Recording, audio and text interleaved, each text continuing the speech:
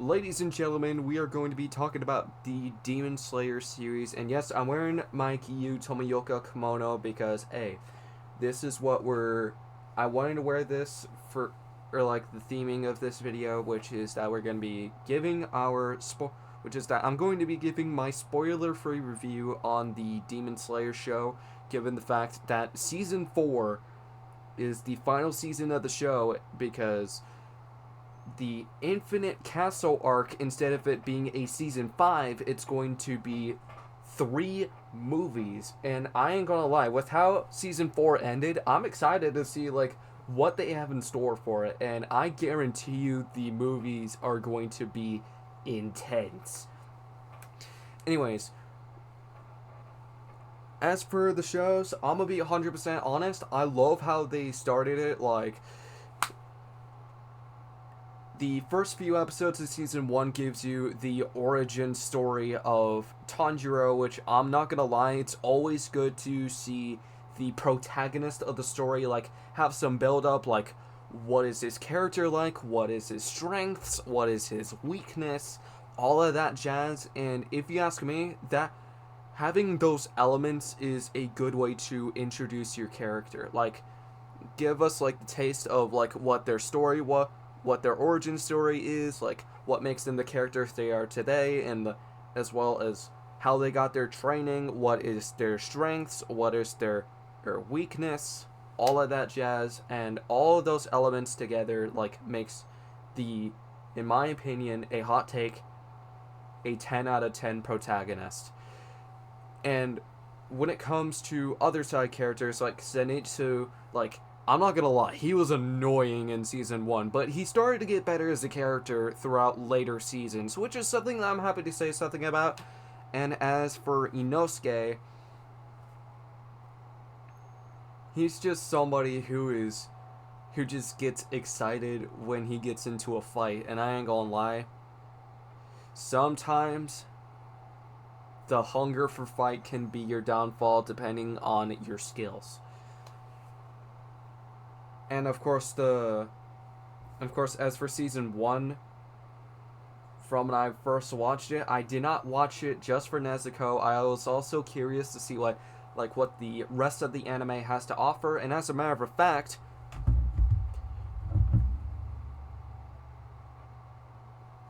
I even decided to have Daki from season 2 as my home screen on my phone. So there's that. And it also used to be Shinobu on my computer as my desktop, but right now it's Mikasa from Attack on Titan. But I'm not going to talk about that. We're talking about Demon Slayer here. And of course, like, each fight is intense. It's also good. Like, I'm not gonna shut up about the good stuff. And my only downside with season 1 was the fact that the spider villain, looking to this day, in my opinion, was honestly kind of boring. But that doesn't stop the season 1 of the show of being good. The Mugen Train movie, it's honestly good. Like, the fact that the train itself is a demon, like, whoever thought of that idea, you're a genius. Like, as a matter of fact, you should make a horror game of that idea. Even though there's technically already a train demon horror game known as Choo Choo Charles, but I would be down to see another train-like demon in any other stuff that involves demons, if you know what I mean. And of course, the antagonist of the Mugen Train movie was good, and of course there was one character, I'm not going to say the name of him because I would be spoiling it. His death touched me emotionally, bro. Like, I honestly felt bad from when it happened. Like, I was like, damn, what a way to sacrifice yourself. And another good thing I can say about the movie is that it's honestly, like, well thought out and it's entertaining. As for the second season, this is, in my opinion, the best Demon Slayer season. Like, I honestly don't get why people talk shit about Demon Slayer Season 2, to be 100% honest. Like, the stakes are high, like, you don't know if the missions are going to be successful or a failure, and whoever thought of the idea of Erica Lindbeck voicing the female antagonist, Daki, give this person a raise for the casting. That is a genius idea. Like, at this point, from when I heard Erica Lindbeck's voice as Daki, I was like, you know what? I don't give a shit if Erica Lindbeck is a hero or a villain. I feel like that she can be good as any role. Because I love Erica Lindbeck as a voice actress.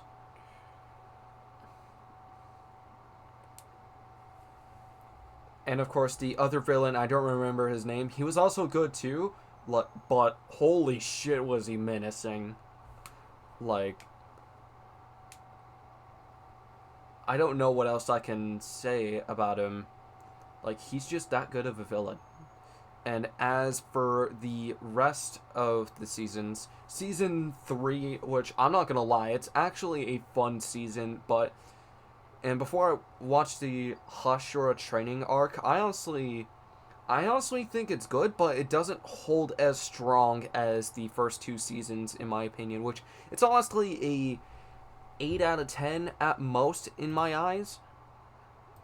And allow me to show you guys a little something.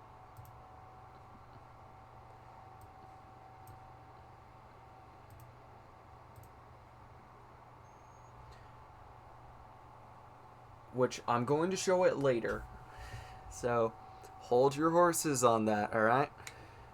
Anyways. The Swordsmith training arc, I honestly thought it was a fun season. The villains were, like, not one to fuck with. Like, if you were in the Demon Slayer world and if you didn't have training, you're fucked. That's how I can describe the events of Season 2 and Season 3. And as for Season 3 itself, I like the fact that we get to know, like, the swordsmiths as characters more, and also the stakes are actually pretty high, so... Season 3 is the best when it comes to suspense. Season 2 is the best when it comes to narrative. And Season 1 is, like, honestly really good. Like, it gives you, like, a taste of, like, what the origin stories for these characters are, which is something that I'm happy to say something about. And also, as for the Hashira training arc, it's the weakest season in my opinion, but on the positive note, it gets us set up for the finale of the Demon Slayer universe as, like, an anime. But instead of it being a season 5, it's 3 movies that's based off of one arc, which I'm not gonna lie, I'm excited to see what they have to offer. And as for the Hashira training arc, there was some stuff that I was like, that was kind of annoying to deal with.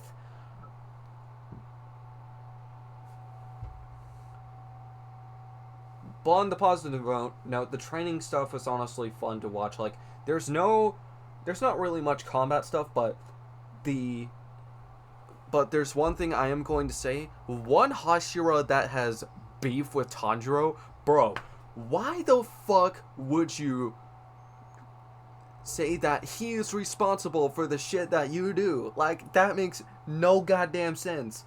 Like, what I would have done was that I would have investigated both sides of the stories before I make my final decision on taking action. Like, that's what I would do. Same case if, like, let's say, for example, if there was 2 sides of the same story, and if there was a problem on social media, like, I'll check, like, once, and if it was in, like, let's say, my individual community or the buddies community, we would investigate both sides of the story before action is taken. But the fact that there was only one action taken and that Tanjiro got suspended from training, that shit makes no goddamn sense. Like, it went from training to an ass beating. Like, bro, what is your beef? Like, it's not even funny on how much I hate that character now. Like, he's just too angry for my liking. And usually, if characters are intentionally angry, if it's like at a level to where they have self-control, then I'll like them as a character. But if they're like too pissed off to be likable, nuh-uh, not my type of thing, sis. And of course, there was one that has a tragic backstory. Well, two that has tragic backstories, and I ain't gonna lie, I felt bad for both of them. Like, especially Giyu. But I'm not going to give too much details of what happened, but I am wearing his kimono. And I'm gonna be honest, like, it felt like that I was right there with him from when I saw it. And Tanjiro's reaction to that, bro, that hits so hard. And also, the another Hashira character, I'm not going to spoil it, but his backstory, holy shit, that is just touching. Like, it must hurt losing the people that you love.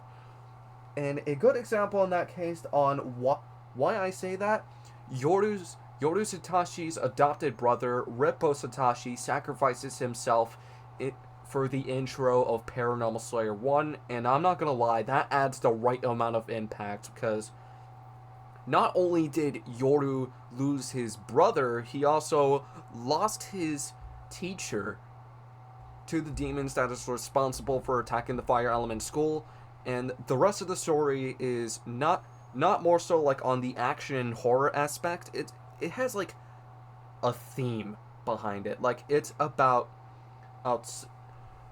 like Yoru, like, we get to know Yoru as a character, like, what is his strength, what is his weakness, which his weakness is that he has the fear of getting people killed and then feeling guilty for it.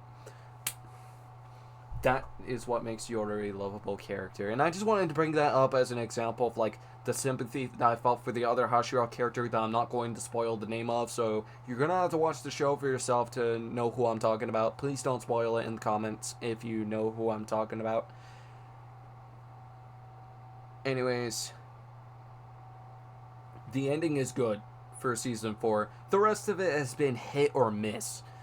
So, here's my ratings on what I give Demon Slayer before the Infinite Castle arc. Season 1, 9 out of 10. Demon Slayer Mugen Train, also a 9 out of 10. Demon Slayer Entertainment District arc, 10 out of 10. Demon Slayer Season 3, Swordsmith Village arc, 8 out of 10. And Hashira Training arc, 7 out of 10.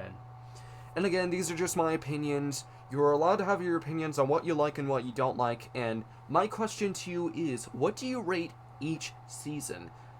So, if we were to rate the show on a scale of 1 to 10, like with these ratings, like we have 2 9 out of 10s, 1 10 out of 10, 1 8 out of 10, and 1 7 out of 10. So, this means that the show's like a 8.7 out of 10, in my opinion. Which, it's probably gonna go higher or lower if we were to give it like a higher rating. And for those who are curious on what other anime titles that I've watched, here is the ratings that I gave. Trigun, 10 out of 10. Inuyasha was my first anime, which is why it's a 10 out of 10. It holds a special place in my heart. The OG Pokemon is a 10 out of 10. Dragon Ball Z, 10 out of 10. Ponyo, 10 out of 10. High School of the Dead, 10 out of 10. Persona 4 the animation, 10 out of 10. Sword Art Online, 10 out of 10. The most underrated Season 1 in my opinion, because people are shitting on the anime. Attack on Titan 10 out of 10. I am in the process of watching it, and so far I'm seeing why people love Attack on Titan. Yuri on Ice 10 out of 10. Makuyo and the Promised Flower Blooms 10 out of 10. Cyberpunk Edge Runners, Chainsaw Man, Naruto.